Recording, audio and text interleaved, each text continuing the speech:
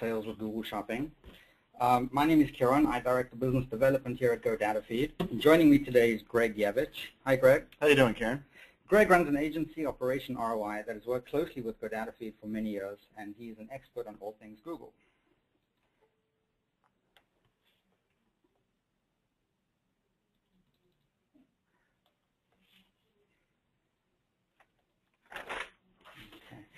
Before we jump in, I just wanted to touch on the agenda briefly.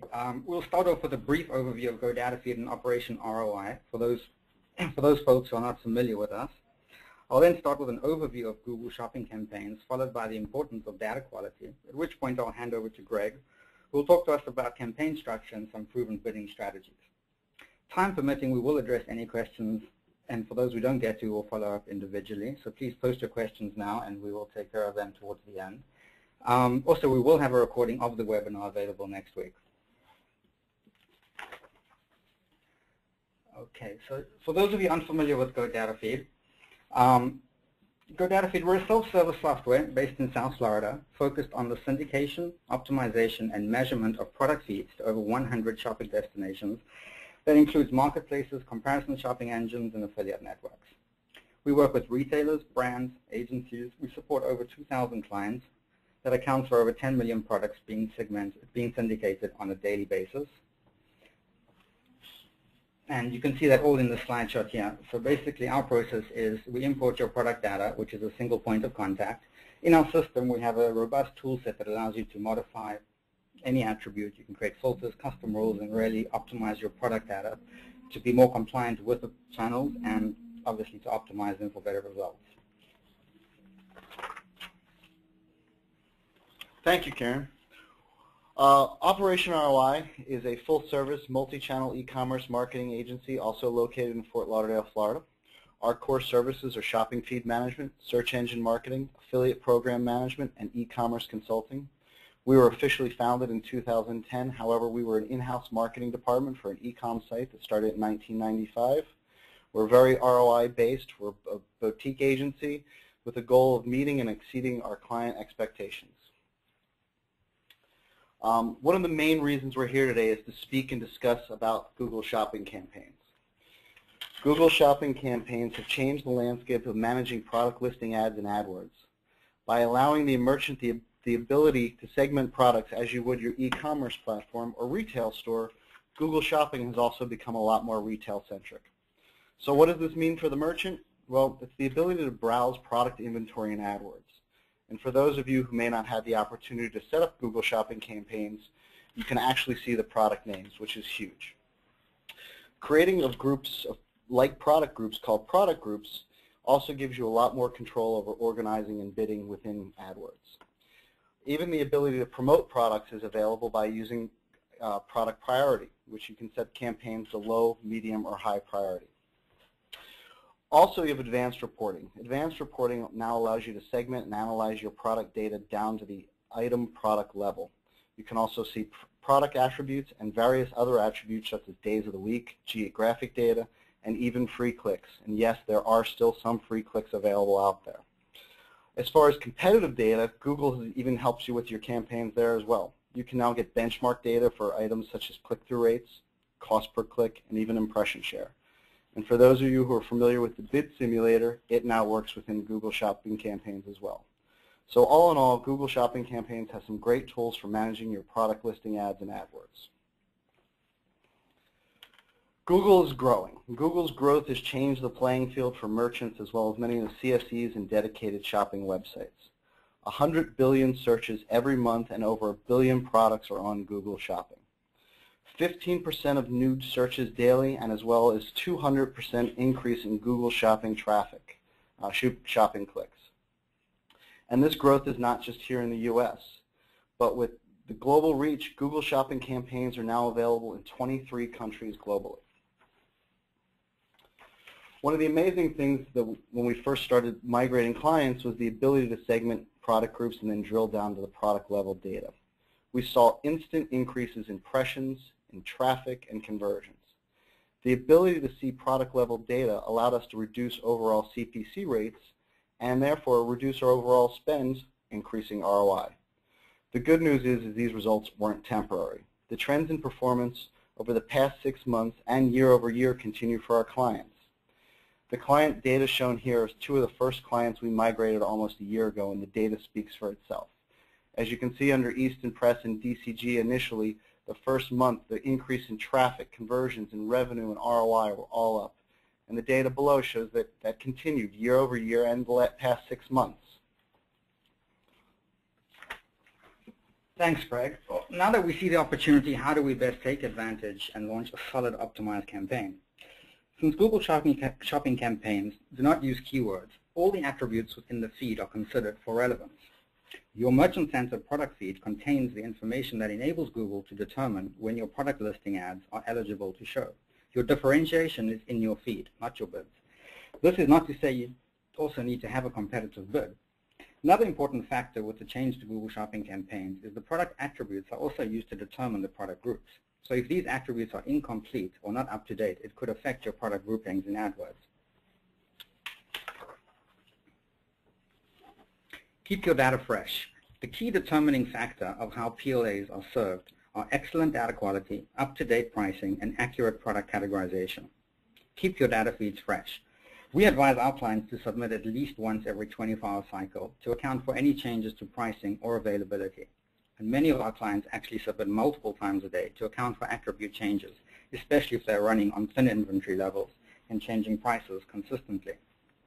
You also wouldn't want to incur any click costs for products that are out of stock. Complete data. Provide complete high-quality data. The more information you submit to Merchant Center, the better your quality. However, if you have attributes that do not comply with Google's requirements, policies, or guidelines, this could have a negative effect on your campaigns in the long run.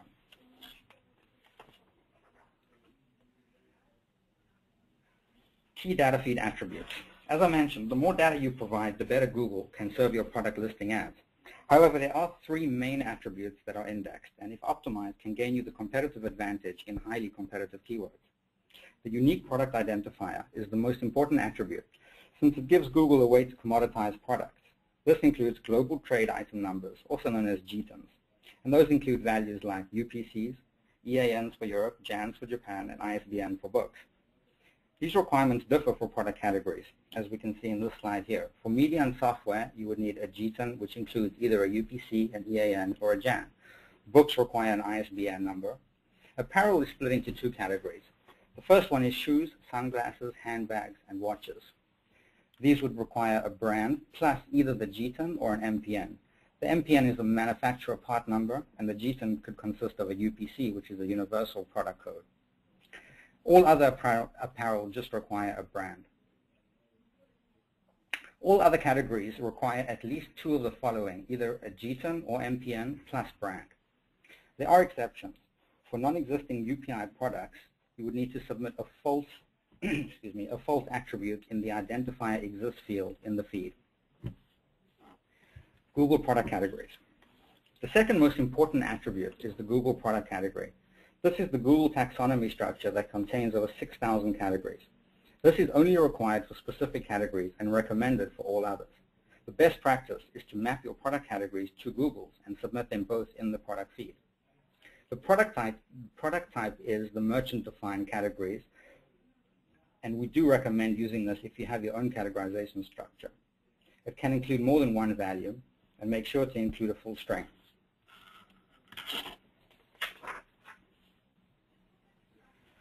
The third most important attribute is the title field. This is indexed by Google, and the keywords and keyword phrases used in the title should best describe the physical item and should be user-friendly, accurate, and informative.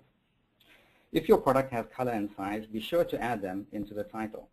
This greatly improves the click-through rate, since consumers know your product is a good match for their queries. One of the practices that we see for titles is to use brand, gender, product, color, and size. As we can see the example here, we have the Coleman 54-quart steel-belted cooler. The color is silver. Google started enforcing the character limits for title. The maximum amount of characters is 150. However, only between 25 and 70 characters may be displayed depending on the context. If your titles exceed the 150 character limit, they will reject your listing. What we at GoDataFeed do is truncate the content at the character limit. This ensures products still get listed. However, it's still not the best practice. We highly recommend modifying your titles or at least front-loading the important information.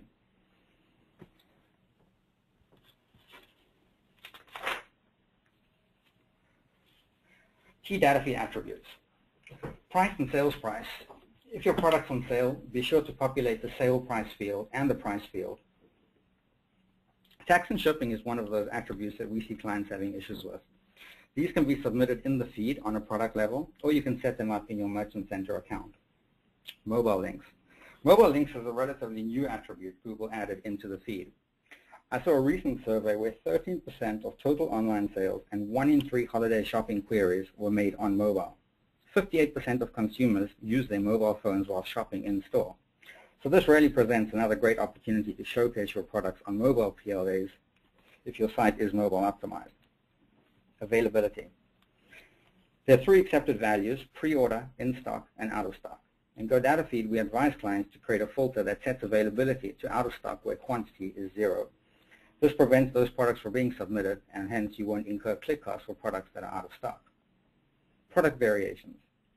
If your products have variants, be sure to submit them in your data feed, and keep in mind you must match the image with the product variant. If you're selling a blue t-shirt, that should be the image consumers see on the PLA and the landing page.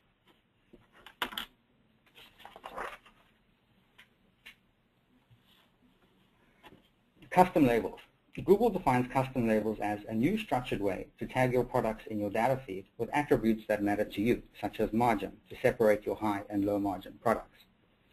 Custom labels were designed mainly for abstract product groupings.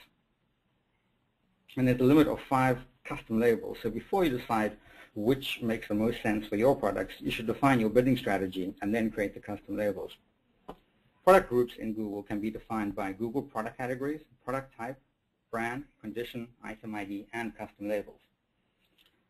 In these screenshots from the GoDataFeed portal, we can see that in our Google feed, we have that attribute already loaded up, so we have custom label 0. If you do have the data in your product file, we can map that out. Most merchants won't have that, so what we can do in our system is to create a custom rule, and we can actually create those custom labels in the system. So here's an example. We've set custom label 0 to a price level of between $100 and $200, and we've created a condition where price is greater than 99 and price is less than 201. What this does then, it defines all those products that are in that threshold to price level 100 to 200. We also encourage clients to add performance and cost data to the product file. This allows you to create these custom labels based on performance and cost data. And if that's being updated on a daily basis, it'll automatically update your product groups in AdWords.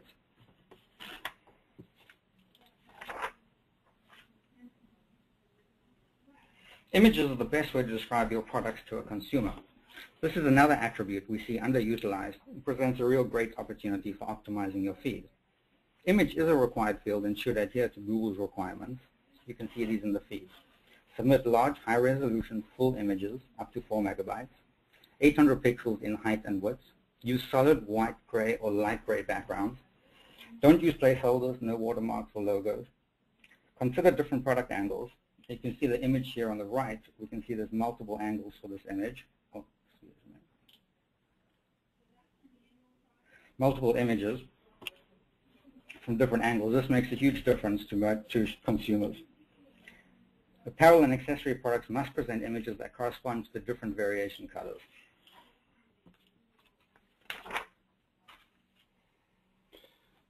Thank you, Kieran. As you just learned, there's a lot of attributes that are needed to really make your feed robust, and GoDataFeed is a great tool to use and leverage to do that. As mentioned earlier, product groups are the root of segmenting and managing your Google Shopping campaigns. It's best to really spend time planning out the structure of your campaigns prior to building them out. How you build out these campaigns is really going to set the tone of how your campaigns are going to move forward. So a practical way to start you set up your initial campaigns is to mirror the category structure of your online store. It's a simple way to accomplish this is to use the categories provided by Google. If you wish to get a little more detailed, you can also use the attributes from your feed to build out your campaign. These attributes include brand, item ID, condition, and product type. Google also allows 5 additional fields in your feed to assign custom values. These are called custom labels. As Kieran also mentioned earlier, custom labels allow you to further target and subdivide your product groups by using additional values from your feed. Examples of custom labels will vary greatly depending on what attributes you already have in your feed and what you need to segment further. Some common examples may include gender, age group, clearance items, top performing products, or even seasonal products. If you want to use custom labels for bidding, that can be done as well. This is one of those areas where GoDataFeed's platforms really shine, as their custom fields ability makes it really easy to set up or write custom rules for writing custom labels. As mentioned in the previous slide, it's important to think about how you're going to segment your products not only for organization, but for bidding. So now we're going to discuss the 5 bidding strategies that you can leverage in your Google Shopping campaigns. First, you want to review the historical data to determine the appropriate bids for the structure of your new campaigns. Over the next 5 slides, we're going to see how segmenting your products for organization is great, but the ability to use those product groups for bidding gives you even more control over your ROI. Category and brand bidding is the first one. One of the most common practices when starting out with working with product groups is segmenting by category or brand. Segmenting by brand is a great place to start if you've never used Google Shopping campaigns. Brand is an attribute that's already in the Google feed, and it's available within the product group selections. Google also provides basic categories that are available for segmentation. The downside, though, if you use Google's categories, is that the reporting in Google Analytics is difficult to understand because Google actually passes numerical values and not the category names. So if you can use your own attributes, it's much easier to do the reporting in Google Analytics. No matter which direction you choose for your products, you can always segment further within each product group. For example, an apparel merchant decided to have their top level be a brand. When we drilled down to the product level in every product group, the initial bidding strategy was to bid higher on the brands that we knew were popular and sold well, and bid less on the brands that historically were underperforming. Performance-based bidding is also a very common strategy for working with Google Shopping campaigns. Obviously, the key to performance-based bidding is data, so this strategy may not be available if you don't have historical data or if you're new to Google Shopping campaigns. One of the nifty features about the new Google Shopping campaigns is campaign priority settings, which allow you to have multiple campaigns advertising the same products. By default, the priority setting for Google Shopping campaigns is low. But if you promote or assign products a promotion, you can assign medium or high priority to certain campaigns. For the example to the right, for example, all the main categories are set to medium priority. The top performing group is set to high priority, which focuses on products that continually sold well and had a solid ROI. The poor performers group was set to low priority and contained every product that was ever removed from the other campaigns. However, the bids were set extremely low. And this allows you to keep a solid ROI for products that don't sell well. Price point bidding is another strategy. What do you do when your products vary greatly in price? A lot of times clients have $10 products, $100 products, $2,000 products. So how do you maintain your bidding to manage this range of price points? It's simple, by price point. You want to create bidding groups for your products. Unfortunately, Google doesn't provide any way to segment by price. This, again, is another area where you can take advantage of custom labels and break your products out into price buckets that make sense for your products, and you can pull that information from your data feed. For example, the graphic to the right shows a jewelry website that we chose to segment into price buckets and then bid accordingly. There are lower end products, the $30 to $99 buckets. We set the CPC rates at 99 cents, at 90 cents actually, and the $5,000 and up group, we had CPC rates set at over $8. This bidding strategy allowed us to maintain the necessary ROI goals set forth within the client, still dealing with products that range great within prices.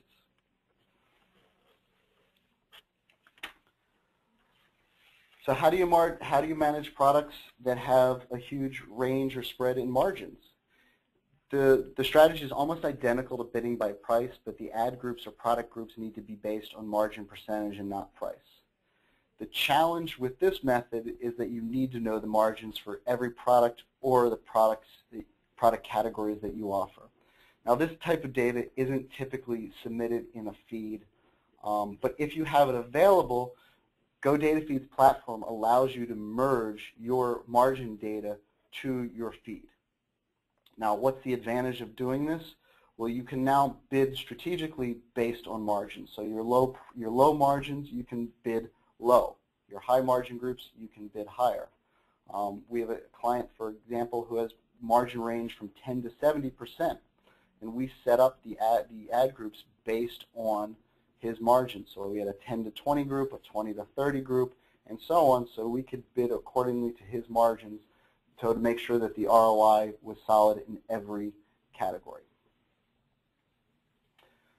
The last of the bidding strategies is seasonality bidding, and this is commonly overlooked.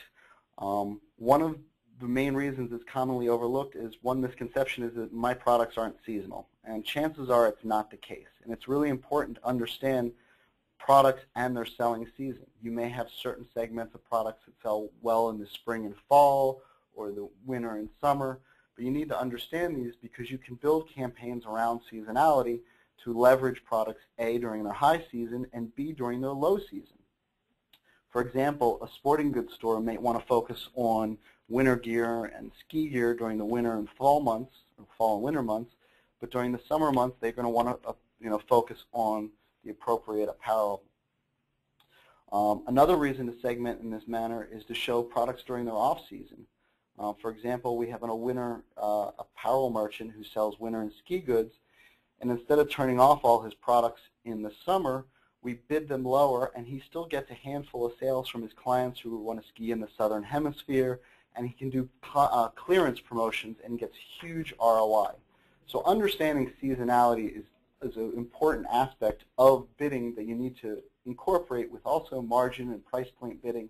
It's an add-on in bidding, but something that should be looked at. Again, you need to know your historical data. You need to know your products pretty well, but something to look into in your bidding strategy. In summary, for bidding and categorization, before you launch, it's really important to understand your products and think about how best to categorize for bidding. The whole advantage of Google Shopping is the ability to slice your data any way you want and down to the product level and bid how you want. So before you set up your campaigns, really look and think about what's the best way not only to segment, but to bid on my segmented products. Review your historical analytics, look at the structure of your feed, and whatever you do, don't forget to take advantage of custom labels and GoDataFeed, which will give you the ability to add segmentation to your own feed. Custom labels are a huge key and paramount to the whole bidding process. Use them, leverage them. When you leverage them properly, you will be able to use that data in your Google Analytics or AdWords to further segment and really drill down on what's working and what's not working. Fantastic, Greg. We've got some time. We've got a lot of questions coming in. Greg, I've got one for you. Okay. Shoot. Can you get insight into competitive bidding? Yes. Competitive bidding it's challenging, but Google does give you some good benchmark data. Don't take the benchmark data, don't mirror it exactly. It's a guideline of where to start and where to look. When you set up your Google Shopping campaigns, you will initially see no benchmark data. So you really start to need to get some clicks and some impressions come in, but once the traffic starts to build up, you will see impression share, click-through rate share, and CPC. Don't use the CPC rate. Go under it. Look at the impressions of your products versus the impression share. See if certain products should be bid down or bid up. The goal is once you segment, is to break out your products and really see what's working and what's not working and remove what's not working. So use that data to your advantage. That's a great answer. And just to add to that, somebody also asked here, did you say campaigns do not use keywords? Yes, that's true. In shopping campaigns, you don't assign keywords. This is like mentioned, where Google takes a look at your data feed and determines accordingly when to list your product. So there aren't keywords that you bid for in the actual campaign. However, there are keywords in your titles and descriptions that get indexed by Google. So what you want to do is take a look at your impression share, and you want to modify those titles and descriptions, use keywords, and you can also pull search query reports from AdWords that will give you some insight into what people are looking for, and also to set negative keywords. You can actually set negative keywords on the shopping campaigns. Absolutely, that's a great point, Kieran. The negative keywords are huge, because you're going to find that you're getting a lot of traffic from keywords and keyword searches and queries that aren't necessarily germane to your products. So what you want to do is pull down that search query report on a regular basis and go through it and see what's being searched. What you may also find, besides things the negative, are keywords that are being searched that you might not be including in your titles or descriptions. For example, we had a shoe client who was selling boots, and he wasn't describing he wasn't putting the word boot in all of his products. And the products that didn't have the word boot in it weren't showing. And it was a simple thing to fix, but you need to look at that search query report, cut out the negatives, and look at what other keywords are being searched to include those in your titles and descriptions, as Kieran mentioned. Perfect. Here's another one for you, Greg. Can multiple custom labels be used in a shopping campaign? Can multiple custom labels be used in a shopping campaign? Absolutely. However you segment your products or decide to segment your products, you can cut them and slice them and dice them down in as many ways as you want. When you start segmenting in Google shopping campaigns, you can segment if you start by brand and then go to a category, or you could start a category and then go to brand and then down to product. Whatever the attributes are, you can slice and dice in different ways. And the beauty about that is you can have a single product in multiple categories to see where it's performing better or not performing better, and leverage the campaign priorities if you're going to do that, because you can put your top performers and get them viewed prior to your normal products. I hope that answered your question. Here's one I'll take on. I'm not clear how these new Google Shopping ads affect product listing ads. Do they work together, or are these new ads replacing the PLAs? Where do these ads appear? The PLA is the actual ad that you see on Google Shopping. So when you search for a product, whatever comes up, that's the actual PLA itself. The PLA is driven by the shopping campaign. So the ads per se are the same. What drives the ads has changed. The way that you structure those campaigns in AdWords, where you bid for the product. The product data is coming from Merchant Center, which it always has been. So I think the discrepancy there is that people used to refer to PLA campaigns as opposed to shopping campaigns. A PLA, a product listing ad, is still the actual ad unit that you see on Google Shopping. Still the same beast. It's just the management of it is just much more refined now within AdWords. You can, again, the beauty of it is being able to drill down and segment your products. In the old PLAs, you used to have to use targets, and you really couldn't drill down the way you can now in product listing ads, in the shopping campaigns, excuse me. Perfect. Here's an interesting one. Can we add our product cost into GoDataFeed? We like to be, 1 second. Oh, it jumped. Yep, it jumped. Can we add our product cost into GoDataFeed? We like to be able to see our profit after advertising costs. Does GoDataFeed have any reports related to this? Thank you. GoDataFeed is, we're certainly looking at Google Shopping as a primary channel, and we certainly will be adding functionality to that moving ahead. There's a couple of ways to approach that. The first one is if you can supplement performance data into the feed that we intake from your e-commerce platform, we can then set rules accordingly. So for example, if we see the margins or if we see the cost data, we can actually create custom labels based on thresholds. Now, every day we update those products, or those numbers are changing, automatically it's going to regroup your products in AdWords. So for example, if you had a high-performing margin product, which is performing well, and suddenly maybe the costs go up and becomes a low-performing margin, we can actually set those thresholds in the feed, and it'll change groups automatically. The other way to do that is to use GoDataFeed's proprietary analytics. So, we can put a piece of script on your product page, on your checkout page, and from that point onwards, we can actually determine what your clicks, conversions, and revenue are on a channel basis. So, for example, Google Shopping. Based on that data, then you can decide how to best optimize those ad groups and bids. I just got a good question that came in here, Karen. All right.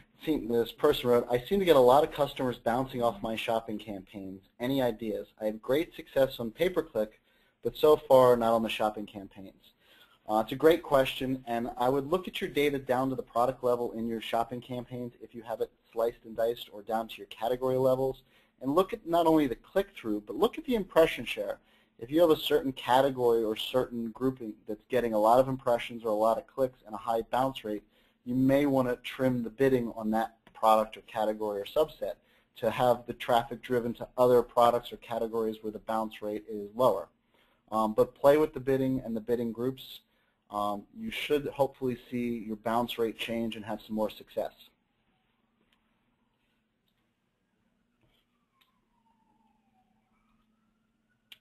Okay, here's a good one. Can GoDataFeed limit our longer titles and descriptions automatically so the product does not get rejected by Google Shopping? Or do we have to manually change our titles and limit our descriptions? That's a great question.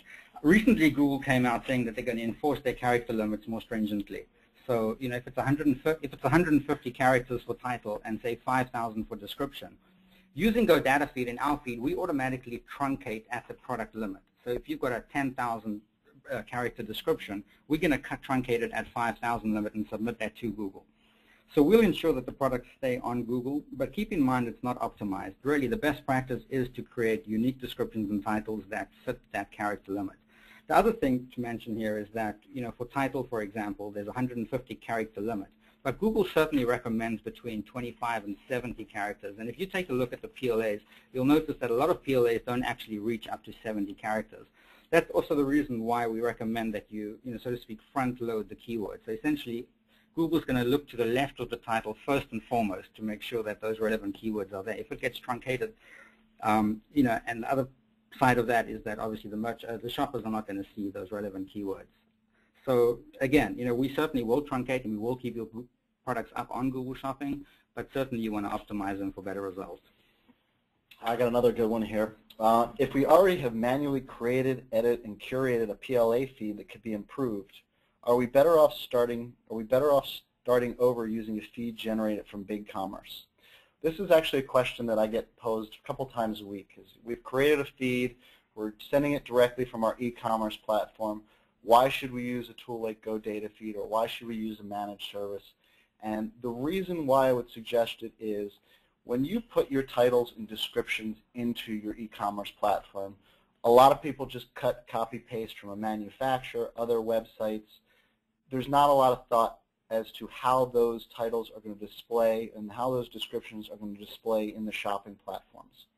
What we can do, what GoDataFeed can do, and what I'd recommend is using a third party when you're sending to the shopping channels, because we can optimize those titles and descriptions by merging data together in your feed. So we can take, if your titles on your website, for example, don't typically have color and sizes, those are options.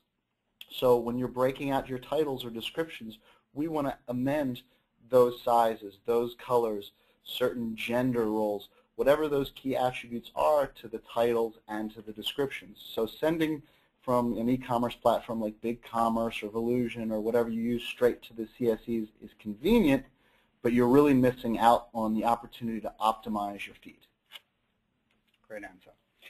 Here's one. Is there a difference between Google Shopping category and product type?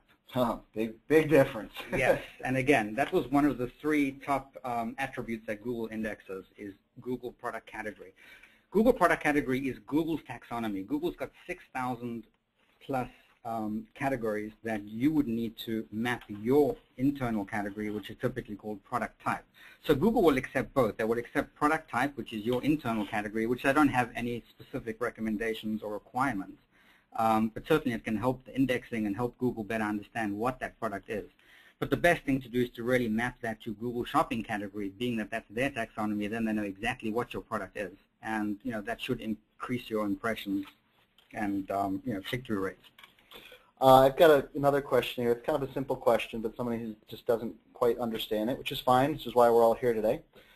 If we add custom labels in the GoDataFeed feed to Google Shopping, will the label be visible in Google AdWords? I assume that's how you set different bids on the lower and higher items. Yes. When you're setting up your product groups within Google Shopping campaigns, there's a drop-down, and then you can segment your products. When you hit the little, it's actually a little pencil, and it shows you the drop-down, you will be able to pull brand, product type, condition, ID, and all the custom labels from your feed and see them in AdWords so you can segment. I hope that answers your question. Another one is, does optimization for shopping campaigns help or hurt organic results? They're completely different. Organic is organic and this is paid. It's really a different entity. One of the tie-ins, however, from organic is if you set up your feed properly, some of your attributes from your feed can actually show up in your organic results, and that would be your stock status and your price. So actually optimizing your feed and getting your feed set up properly actually can help your organic results. Another question just came in was what OperationROI does and what GoDataFeed does exactly. So we're just going to touch on that real quick for anybody that signed on late and missed the intro. Kieran, you want to just go brief summary of what GoDataFeed does again? Sure. So at GoDataFeed, we're a software company. We're a self-service software, and we manage and specialize in the syndication of your product data to the variety of channels that we support.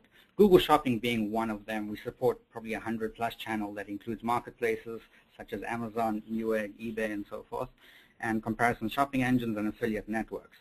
So essentially what we do is we import your product catalog into our system, and at that point we can configure the files for the specific channels, giving you full control over the attributes. So for example, if you didn't have let's say in your title you didn't have a color or size and you were selling apparel, we can automatically change that for you so that it's compliant and optimized for Google in this case. We support 100+ channels, so we've got a robust tool set that allows you to manipulate any attributes. The other thing we do is we actually measure the performance. So if you've got multiple campaigns running on CSEs, let's say for example using Shopzilla, PriceGrabber, Google Shopping, Amazon product ads, we can actually bring in the results from those campaigns, so it helps you, first and foremost, better manage your ad spend. You can see which products are working on which channels, and you can adapt your ad spend accordingly. OperationROI, we're a full-service advertising, marketing, e-commerce marketing company in Fort Lauderdale. Our core services are shopping feed management, affiliate program management, paid search, and e-commerce consulting. We are a partner of GoDataFeed, and we not only manage our own clients, but manage many of their clients who need help. I think we're going to go back to some questions here. I just got a funny one in. I have 3 Google AdWords consultants try to help me out for the last 4 months, and I've completely bombed and don't get it. Karen and I are both laughing because we both hear that on a regular basis. Whomever you are, email contact at GoDataFeed or account services at OperationROI, and we will definitely try to help you out because you shouldn't be bombing for 4 months on Google Shopping.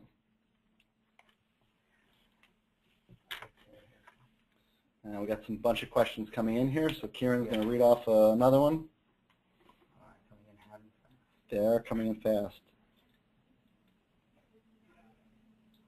I currently use GoDataFeed for my Google Shopping feed and PLAs. I would edit, update the feed to take advantage of the new structure. We'll start over with the feed. No, if you're already importing to into GoDataFeed, we can certainly re-optimize that feed and go in and change some settings. You wouldn't need to reset up the entire feed.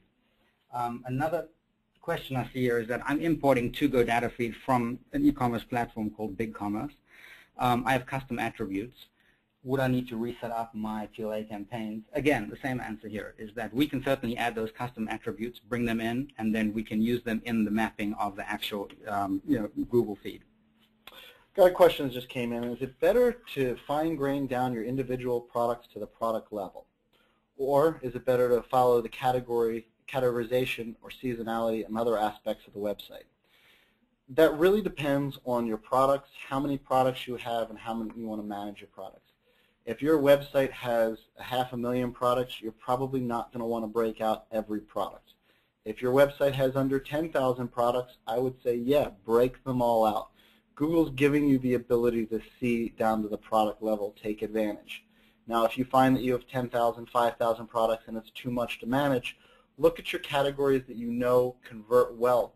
Just break out those categories to the product level and do category bidding on the categories that don't have as much traffic or lower ROI or whatever it is. But definitely look at breaking products down to the product level if you have the ability to, because you will be able to tweak the bidding on products that have high impressions or high clicks but with an overall goal of improving your campaigns.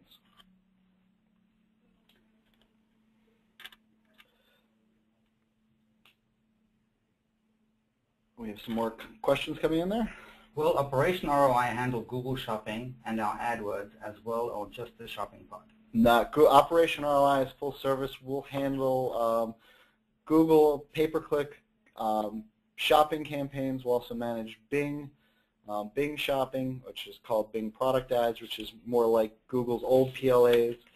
Anything to do with e-commerce, we kind of manage and will handle.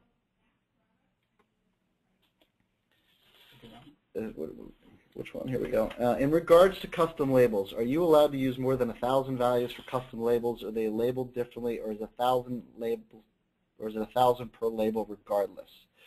I have to double check. When Google Shopping campaigns came out, it was initially 1,000 values for custom labels was the limit. However, we had a client a couple weeks ago who had more than 1,000 and had no issues. 1,000 is probably a good guideline to stick with. You can try it. I'm sorry to say I don't have an exact answer on that one. Karen, do you have the? I do not. No, okay. Will products be rejected if the product description exceeds 5,000 characters? I believe GoDataFeed will automatically truncate at 5,000 characters, correct? Yes. Okay, that answers that one.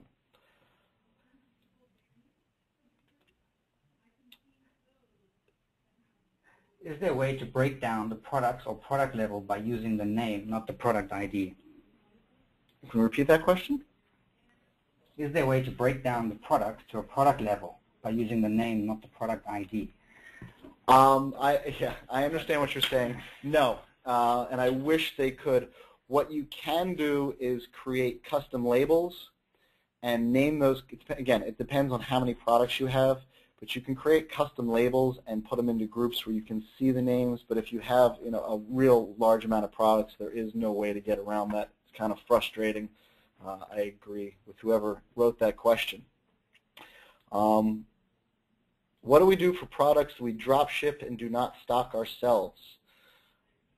I'm not quite sure what you mean as far as how to manage that, but well, I mean, if you're drop shipping products, I mean, if you have a website and a landing page that a shopper can check out at, you can certainly submit to Google Shopping. You would just need to be very aware of your shipping times and inventory levels.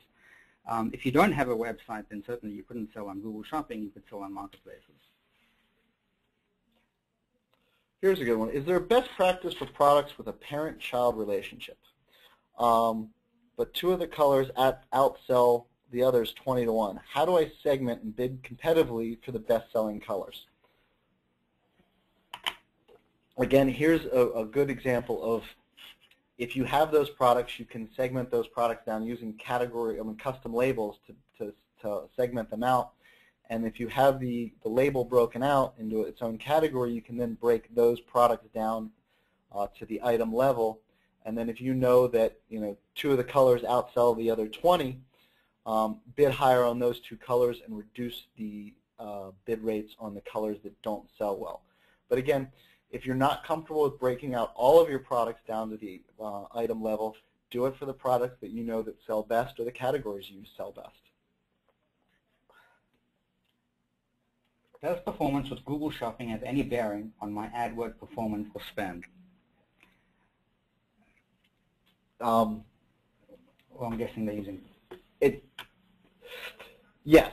I mean, your overall spend obviously is in AdWords, so you are managing the shopping campaigns in AdWords. What? I guess the question is, does it have any relevance to the text ads or the extension ads No. as opposed to shopping campaigns? They're two separate entities. I mean, product listing ads have separated themselves from traditional pay-per-click. So there really is no relationship other than you're managing it within the same platform. Here's an interesting one. Is Facebook or Pinterest going to be rolling out product listing ads soon? That's a great question, and we're keeping an eye on them. We currently, GoDataFeed can currently support a Pinterest feed. Facebook is yet to release that, but as soon as they do, rest assured we'll be there. I'm sure they will. Yep.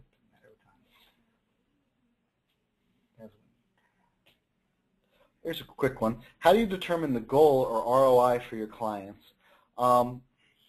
You need to know what your margins are. It's a good starting point. So if you know you're working on 20, 30% margins, you can work it backwards. There's different formulas for it, but cost divided by spend. Spend divided by revenue is obviously a real quick and down and dirty way to figure out a quick ROI or goal. But if you know your margins, if you're working on 20% margins, you may have 5 ROI, which is basically you need 5 times to get to your desired goal. Question just came in: will we be recording this? And this will be is being recorded and will be available to all registrants probably in the next week. Yes, and there'll also be a slide deck available, as well as the slide deck. And just to let you know, anybody that does have questions or issues with their feeds and wants to speak to us, our contact details are there. Give us a call. Our account success team here are absolutely passionate about Google and feeds in general. They'll be able to help you out. And Greg, there's his contact details. Greg's highly knowledgeable in all online marketing. Yeah, if you have a question, we'll look at your feed, tell you what's wrong, how we can improve it. There hasn't been a feed that we haven't been able to work with. And 90% of the time, if you're sending a feed and have success, we can make it more successful. Okay, let's do one more. Is Google enforcing the larger image sizes? Yes, no, maybe so. They will be. When Google makes any sort of announcement, they will enforce it. The question is how long until they'll enforce it. I wouldn't be surprised within the next 6 months that it's enforced.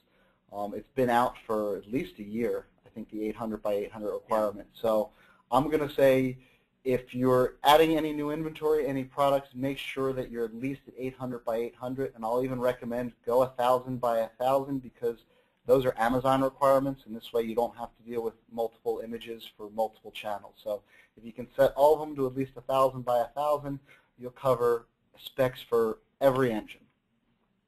Good question. Okay, there we have it.